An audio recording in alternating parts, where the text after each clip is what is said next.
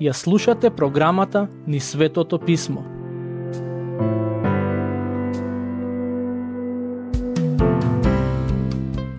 Драги слушатели, денес ќе продолжиме со читање и проучување на глава 1 од првото послание на апостолот Павле, испратено до христијаните во Солун.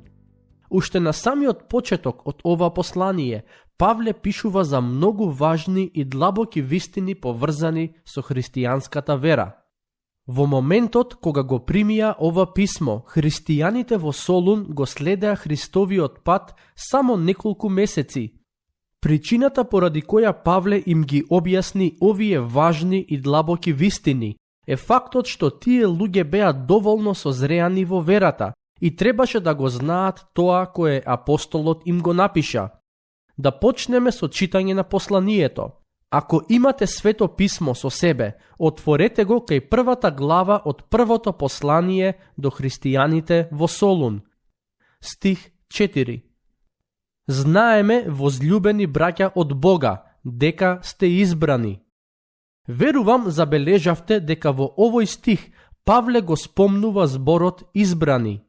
Во христијанската теологија, изборот на спасените е важен и интересен концепт. Идеја за која особено на Западот низ вековите се воделе многу дебати.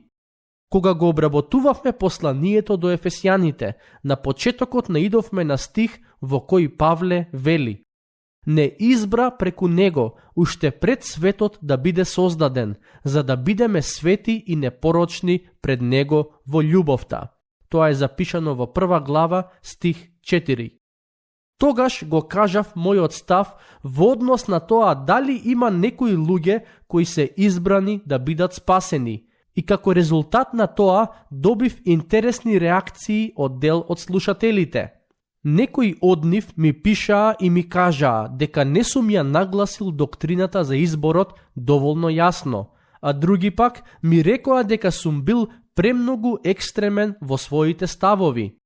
Кога увидов дека едни луѓе мислат дека не сум зборувал доволно за тоа, а други дека премногу го нагласувам, лично тоа го сватив како знак дека се наоѓам на здрава средина по однос на тоа прашање. Но, со оглед на тоа што доктрината за изборот се јавува и во стихот кој предмалку го прочитавме, мислам дека ќе биде полезно повторно да ја отворам оваа тема. Павле пишува: знаеме, возлюбени браќа од Бога, дека сте избрани. Прво сакам да нагласам дека доктрината за изборот на спасените е навистина комплексна и не верувам дека во кратко проучување, како што е нашето, ќе можеме да ги опфатиме сите аспекти поврзани со неа. Но, ќе се обидам да го разјаснам тоа што е клучно да го имате во предвид. Интересно е тоа што Павле не се обидува да аргументира пред солуњаните во однос на тоа дали некои луѓе се избрани или не. Тој само им кажува дека тие се избрани и потоа продолжува да се занимава со други теми. Врз основа на тоа би можеле да заклучиме дека што се однесува до апостолот Павле, изборот на спасените е доктрина која на некој начин се подразбира и затоа за истата нема потреба да се аргументира. Но, зашто во суштина се однесува доктрината за изборот на спасените? Поентата е следната. Бог избрал некои луѓе да поверуваат во Него и да се спасат, а другите се оставени на поинаква судбина, како тука на земјата, така и во вечноста. Оние кои го застапуваат овој став велат дека Бог е суверен владетел на целата вселена. Тој ја создал и тој има право да ја контролира и со неа да прави што сака. Затоа, Бог во својата суверена милост одлучил некои луѓе да поверуваат во Него, а ние не смееме да се буниме, ниту пак да тврдиме дека тоа не е фер. Зошто? Бидејќи тој има целосно право да управува со неговото создание онака како што сака. Од друга страна, постојат оние кои веруваат дека Бог ја создаде целата вселена, но дека не е фер Бог да избере некои луѓе за спасение, а другите да ги остави на вечна пропаст. Во Светото писмо јасно ни е кажано дека целата вселена и се што е во неа е создадена од страна на Бог и е создадена за Негова слава. Не само тоа, туку писмото ни вели дека Бог е суверен и праведен владетел на вселената, односно тоа значи дека со неа управува онака како што сака, но неговото управување во ниту еден момент не се коси со неговата морална совршеност. Тоа значи дека Бог не е тиранин.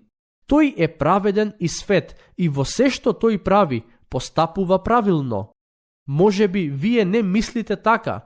Можеби според вашиот морален стандард има ситуации кога Бог не постапува правилно и праведно. Ваше право е да размислувате како сакате, но тоа не значи дека вие сте во право. Честопати велам дека ова е Божја вселена и дека Бог ја води онака како што сака. Ако вие сметате дека подобро би ја воделе вселената од Него, слободно направете си своја вселена и управувајте ја како што сакате, но оваа вселена во која ние живееме е Божја и тој ја управува согласно своите планови и цели. Во посланието до Римјаните, глава 9, стих 14, апостолот Павле вели: зарем има некаква неправедност во Бог? И заклучува со зборот: никако. Односно, тоа не може да се случи. Бог е создателот, а ние сме само созданија. Тој е владетелот, а ние сме на врвот на неговото создание, но сепак, ние сме му подчинети на него. Јас знам дека живееме во време на напредни технолошки изуми, но во сето тоа добро е да се подсетиме дека никогаш не можеме да бидеме како Бог. Но, ние не само што сме созданија, туку исто така сме и грешни созданија. Тоа не значи дека Бог не направил погрешка или дека имало некаква грешка во неговиот дизајн, туку ние луѓето живееме во грев, во непослушност кон Бог. Ова е еден аспект од христијанската теологија која воопшто не им се допаѓа на луѓето. Никој не сака да чуе дека е грешен, но Светото писмо не соочува со таа реалност, дека и во мислите, и во зборовите, и во делата ние живееме во бунтовност против Бог. Знам дека нас ни се допаѓаат луѓето кои ни кажуваат дека сме добри и прекрасни. Оние кои не тапкаат по рамото и ни велат дека сме добри такви какви што сме. Но Светото писмо не го прави тоа. Бог преку писмото не ни ласка, туку не соочува со суровата реалност. Ние имаме грев во себе. Секој што ве учи или ви тврди нешто поинакво, ве лаже. Не знам дали го прави тоа свесно или несвесно, но секој кој ви вели дека сте добри такви какви што сте, не ја говори вистината. Поради гревот во кој сме родени и кој активно го практикуваме целиот живот, за нас луѓето е невозможно само иницијативно да тргнеме по Божиот пат и да го следиме тој пат. Затоа мора да има некаква иницијатива од страна на Бог. Со други зборови, Бог мора да не привлече кон себе, за ние да му поверуваме и да го следиме. Тој е оној кој го иницира меѓусебниот однос помеѓу него и нас. До тука, речиси никој христијански правоверен теолог не би имал никаков проблем со тоа што го кажав. Но, прашањето е, дали Бог избира да им се открие само на некои луѓе и само кон нив да иницира меѓусебен однос или тоа се однесува на сите луѓе? Некои христијани веруваат дека таа Божја иницијатива е наменета само за некои луѓе, односно оние кои се избрани, а други дека таа Божја иницијатива е наменета за сите луѓе, а секој ќе треба да одлучи како ќе реагира на подадената рака од Бог. Ако Божјата подадена рака е само за некои луѓе, прашањето е, што е со останатите? Дали оние на кои им е подадена раката се избрани за спасение, а сите останати се оставени да умрат во своите гревови и да ја поминат вечноста во пеколот? Ако Божјата подадена рака е за сите луѓе, зошто тогаш некои луѓе ја прифаќаат, а други не? Ке ви кажам што јас лично верувам и мислам дека тоа повторно нема да им се допадне на некои луѓе. Јас лично верувам дека ние луѓето сме грешни и дека Бог е оној кој прв ја подава раката кон нас луѓето. Не верувам дека такви какви што сме, ние грешните луѓе имаме способност сами да трагаме по него. Нашата потрага по вистината е секој пат резултат на Божјата иницијатива. Но, кога станува збор за прашањето на избор, јас не верувам дека некои луѓе се избрани да бидат спасени, а други се избрани да бидат вечно осудени во пеколот. Тоа значи дека Божјата подадена рака преку смртта и воскресението на неговиот син е за сите луѓе. Не знам дали ви се допаѓа тоа или не, но јас го верувам тоа. Јас верувам во слободната волја која му е дадена на човекот. Вистина е дека таа слободна волја е ослабена поради гревот, но ние луѓето се уште ја имаме и врз основа на неа одлучуваме дали ќе ја прифатиме Божјата подадена рака или не. Така што, наместо да дебатираме дали некој е избран да биде спасен или е избран да биде осуден, јас би рекол, ајде да му благодариме на Бог што не создал и што ни дал прилика да имаме слободна волја и да одлучиме како ќе реагираме на неговиот повик. А неговиот повик е ист и илјадници години наназад и гласи: ако некој е жеден, нека дојде кај мене и нека пие. Ова се однесува на духовната жед, која е својствена за сите луѓе. Господ Исус не вели, ако сте избрани за спасение, дојдете и пиете, туку ако некој е жеден, нека дојде кај мене и нека пие. Тоа значи дека неговиот повик за спасение е испратен до сите луѓе. Стих 5. Зашто нашето Евангелие не дојде кај вас само со слово, туку и во сила и во светиот дух и во полна увереност. Сами знаете какви бевме меѓу вас заради вас. Ова е навистина интересен стих, бидејќи со овие зборови апостолот Павле се навраќа назад на неговата посета во градот Рим, на начинот на кој тој и неговите соработници го проповедаа Евангелието и како пораката за спасение се манифестираше помеѓу жителите на Солун. Тој вели, кога бевме кај вас, вие имавте прилика да се сретнете со Евангелието, не само како со некоја сува теорија, туку како порака која беше силна и на збор и на дело. Всушност, секаде каде што Павле го проповедаше Евангелието, тоа Евангелие, таа порака се пројавуваше во сила. И до ден денешен, кога Евангелието се проповеда, тоа има сила да менува човечки животи. Токму затоа јас ја сакам оваа моја работа, бидејќи ми дава прилика да го поучувам Светото Писмо, да сведочам за Христос и преку тоа животите на оние кои веруваат во пораката да се менуваат. Јас сакам да поучувам од Светото Писмо, бидејќи пораката која е запишана во него може да направи голема промена. Низ годините сум бил сведок на тоа како животите на луѓето драстично се менувале на подобро, само затоа што поверувале во Евангелието. Тоа не е така затоа што јас кажувам паметни и длабоки нешта сам од себе, туку затоа што Евангелието е силно само по себе. Во Римјаните, глава 1, стих 16, апостолот Павле вели дека Евангелието е сила Божја за спасение на секој кој верува.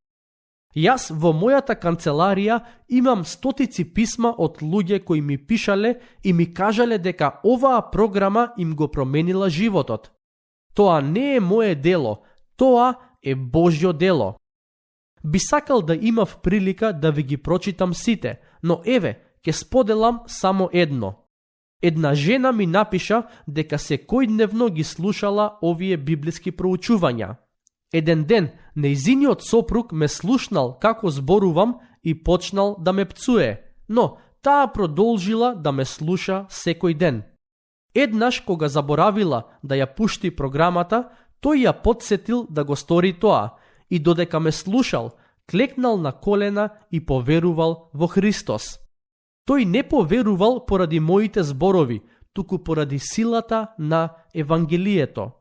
Јас лично верувам дека Светото Писмо е Божиот непогрешлив збор, кој ни е даден за да го читаме, разбереме и живееме. Да, низ годините сум слушнал многумина кои ја критикувале Библијата, велејќи дека во неа има грешки, противречности, невистини и слично. Верувајте ми дека сум ги слушнал сите тие аргументи и никој досега не успеал да ми покаже каде се грешките и противречностите во Светото Писмо. Некои луѓе се обидоа да го сторат тоа, но увидов дека не ја сватиле пораката на Писмото.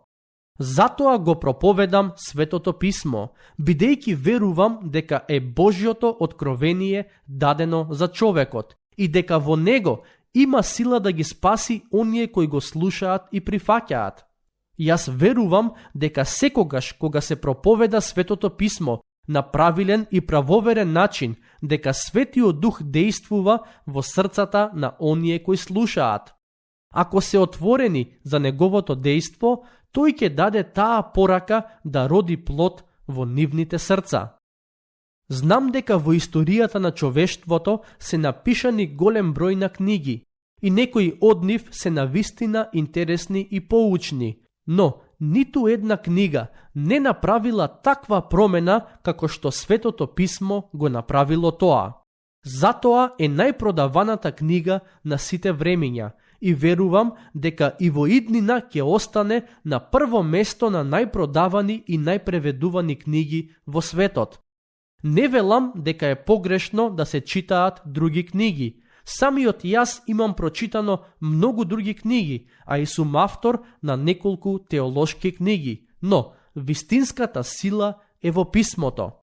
Затоа редовно го проповедам Божиот збор преку оваа програма и не се обидувам да се служам со какви било трикови за да ве убедам во неговата вистинитост. Мојата задача е да го поучувам тоа што во него е запишано. Работата на Светиот Дух е да ви ја протолкува таа порака за да ви биде јасна, а ваша одговорност е дали ќе ја прифатите или ќе продолжите да живеете по-старо. Стих 6. И вие се угледавте на нас и на Господ, кога во големи маки го примивте Словото со радост на Светиот Дух. Денес нема да имаме доволно време за длабоко да навлеземе во обработка на овој стих, но го прочитав бидејќи сакам да кажам збор два за него, а во следната епизода повторно ќе го спомнеме. Павле им вели на христијаните дека тие во големи маки, но сепак со радост го примија Божиот збор. Зошто во големи маки? Да ве потсетам дека Солун беше римска колонија. Тоа значи дека не само што беше многобожечки град, туку исто така беше контролиран од римската војска, власт и политичари. Кога Павле го проповедаше Божиот збор, дел од локалното население поверува во неговата порака и тие почнаа да го следат Христос. Но тоа не им се допаѓаше на властите. Римската империја веруваше во постоењето на многу божества, а едно од нив беше и самиот император. Христијанската вера поучува дека постои само еден Бог, а сите други се лажни богови. Затоа христијаните се соочија со маки, не само од најблиските, туку и од властите во тој град. И покрај сите притисоци, христијаните во Солун не се откажаа, туку со радост го примија Божиот збор. Зошто? Бидејќи имаа искрена вера, и таа вера резултираше со радост која беше поголема од сите нивни проблеми. Тука ќе го завршиме денешното проучување. До следниот пат, Бог нека ве благослови.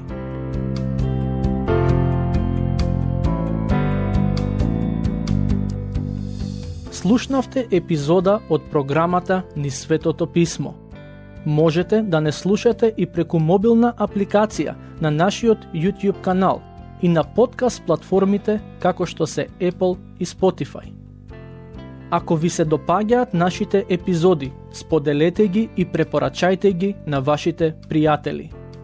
Бидете слободни да ни оставите свој коментар или да ни пишете на нашата имейл адреса nizsvetotopисmo@gmail.com. Следете ги нашите страни Низ Светото Писмо на Facebook и Instagram. Епизодите од оваа серија можете да ги најдете и на нашата веб страна ttb.twr.org.